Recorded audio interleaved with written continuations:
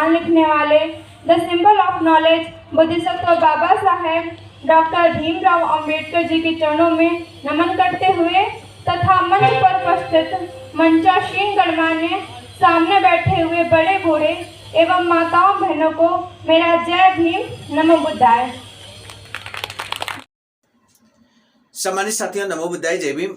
आज के इस वीडियो में हम आपको सुनाने जा रहे हैं आजमगढ़ की एक छात्रा कक्षा 11 की, जिसने बुद्धिज्म और अंबेडकरवाद पर क्रांतिकारी संबोधन दिया। और ये घटनाक्रम है 23 नवंबर 2024 का, जब Buddha Bodhisattva Ambedkar international centre BBAIC Sarnath Varanasi में डॉक्टर अंबेडकर अंतर्राष्ट्रीय महासम्मेलन एवं सांस्कृतिक महोत्सव का आयोजन चल रहा था कि इस छात्रा ने अपनी इच्छा जाहिर की कि हम भी अपना एक संक्षिप्त संबोधन देना चाहते हैं। कार्यक्रम संचालक आदरणीय कविंद्र सिंह जी, राष्ट्रीय वरिष्ठ उपाध्यक्ष आवाजका नई दिल्ली ने उस बालिका के निवेदन को स्वीकार किया और संबोधन देने के लिए बुला लिया। सामान्य साथियों, आपसे हमारा विनम्रतापूर्वक निवेदन है, इस छात्रा का आप संबोधन अंत तक सुने और यदि अच्छा लगे तो इस वीडियो को जन जन तक पहुंचाने के लिए शेयर जरूर कीजिएगा। यदि आप हमारे इस चैनल आवाज का ऑफिशियल पर पहली बार आए हैं तो इस चैनल को बेल आइकन के साथ सब्सक्राइब जरूर कर लें।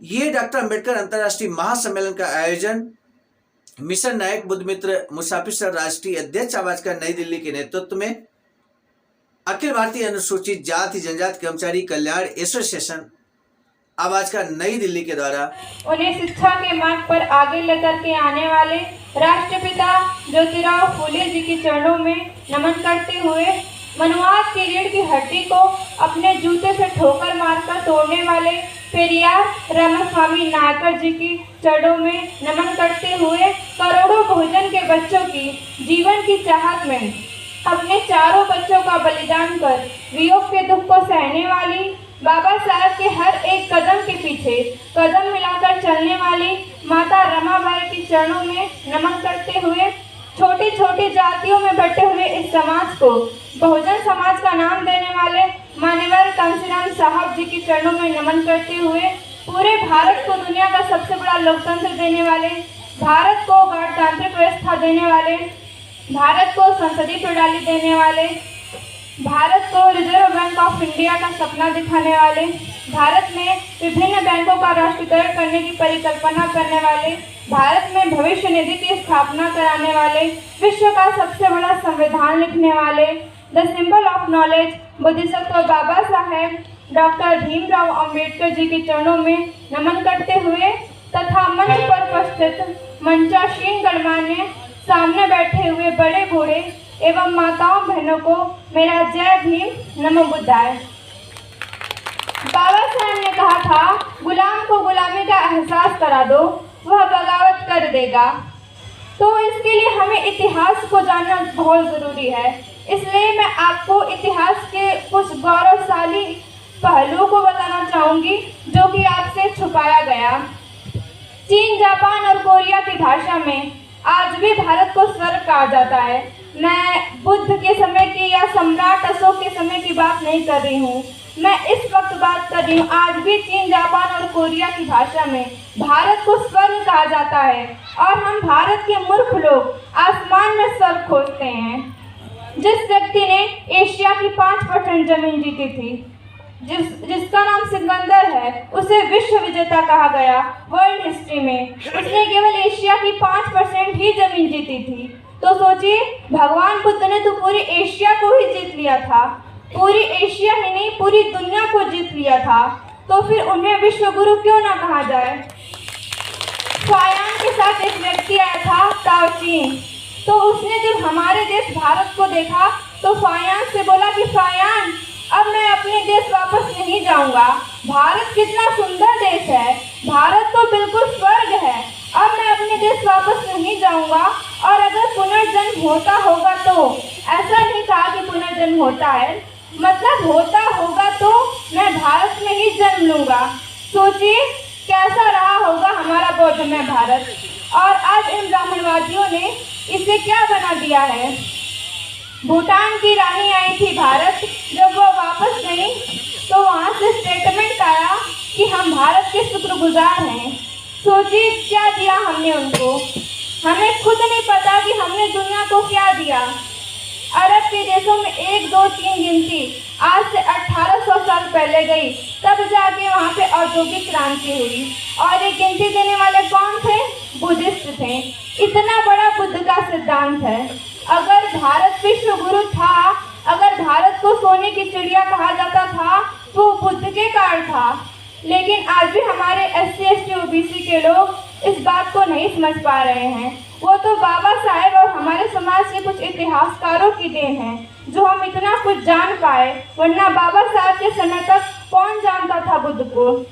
आपको एक बात और भी जाननी चाहिए कि हमारे जितने भी पड़ोसी देश हैं, चीन, नेपाल, भूटान, श्रीलंका, इन सब का नाम बुद्ध के नाम पर पड़ा है।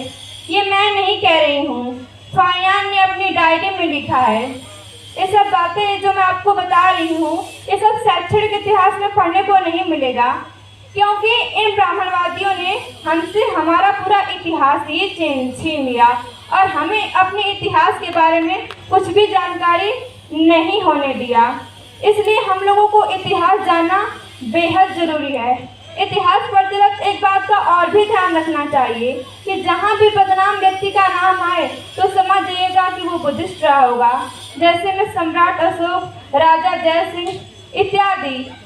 इसलिए हमें अपनी मूल संस्कृति में वापस आना है।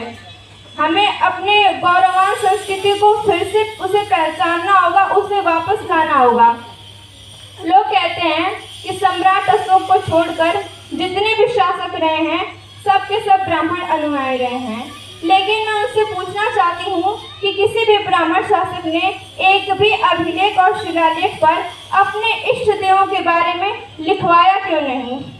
यहाँ पे जितने भी लोग होंगे मैं उनसे पूछना चाहती हूँ कि एक भी शासक ने एक भी शिलालेख और अभिलेख पर अपने देवों के बारे में लिखवाया क्यों नहीं, और अगर लिखवाया भी तो आज तक एक भी मिला क्यों नहीं। केवल इनकी किताबों में गपोड़ा गया है, वो भी मुगलों और अंग्रेजों के समय में।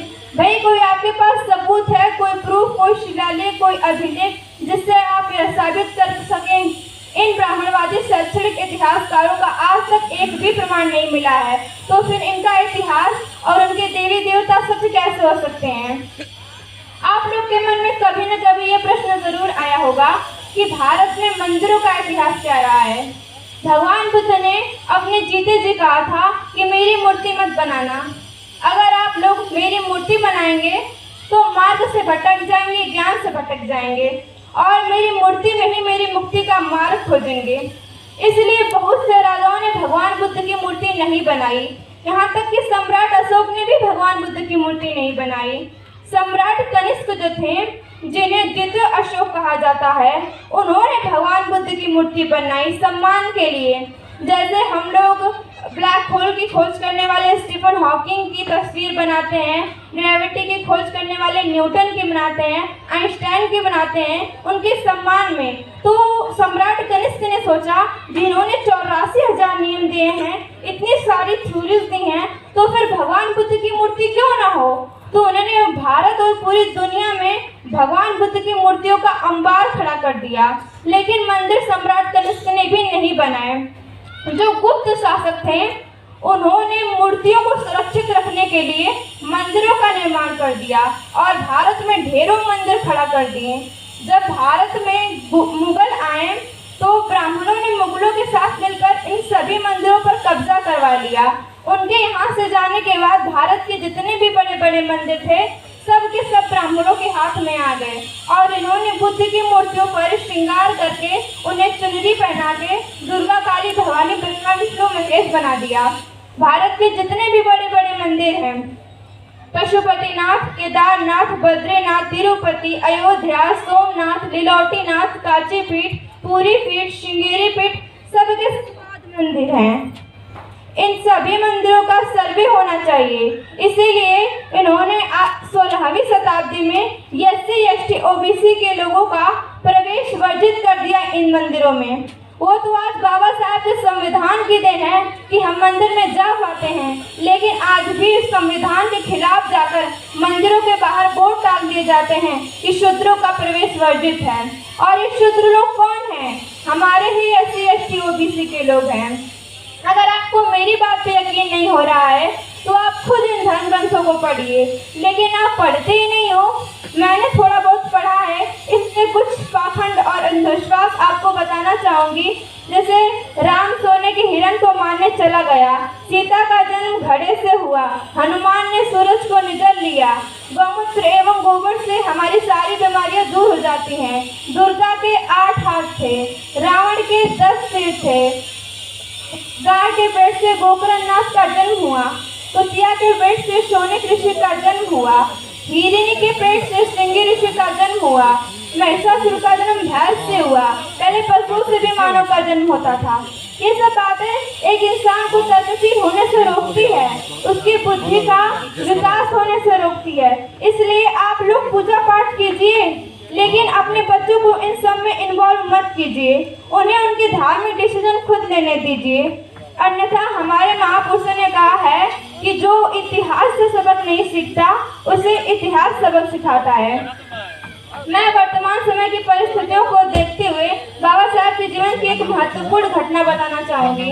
1953 की बात है, जब बाबा साहब को काका कालेकर कमीशन मिलने आया तो कमीशन का सवाल था कि आपने सारी जिंदगी पिछड़े वर्ग के उत्थान के लिए लगा दी, आपकी राय में इनके लिए और क्या क्या करना चाहिए। तब बाबा साहब ने जवाब दिया कि अगर पिछड़े वर्ग का उत्थान करना है तो उनके अंदर बड़े लोग पैदा करना होगा। काका कालेकर कमीशन बाबा साहब की बात समझ नहीं पाए। उन्होंने पुनः प्रश्न किया कि बड़े लोगों से आपका क्या तात्पर्य है। तब बाबा साहब ने उसको जवाब दिया कि जिस समाज में 10 डॉक्टर, 10 इंजीनियर और 10 वकील पैदा हो जाएं, उस समाज की तरफ कोई आँख उठाकर भी नहीं देख सकता। इस वाक्य के 3 साल बाद आगरा के रामलीला मैदान में बाबा साहब ने कहा कि पढ़े लिखे लोगों ने मुझे धोखा दिया है। मैं समझता था कि ये लोग पढ़ लिख कर अपने समाज का नेतृत्व करेंगे, लेकिन मैं अपने आसपास युवाओं की भीड़ देख रहा हूँ जो अपने ही पेट भरने में लगी हुई है। यही नहीं, बाबा साहब अपने अंतिम दिनों में अकेले रोते हुए पाए गए। जब वे सोने की कोशिश करते तो उन्हें नींद नहीं आती, अत्यधिक परेशान रहते थे। नानक चंद दत्तों ने उनसे पूछा कि आप इतने परेशान क्यों हैं? तब उन्होंने जवाब दिया कि जो तुम दिल्ली देख रहे हो इसमें 10,000 कर्मचारी यह केवल अनुसूचित जाति के हैं, जिनकी संख्या कुछ साल पहले शून्य थी।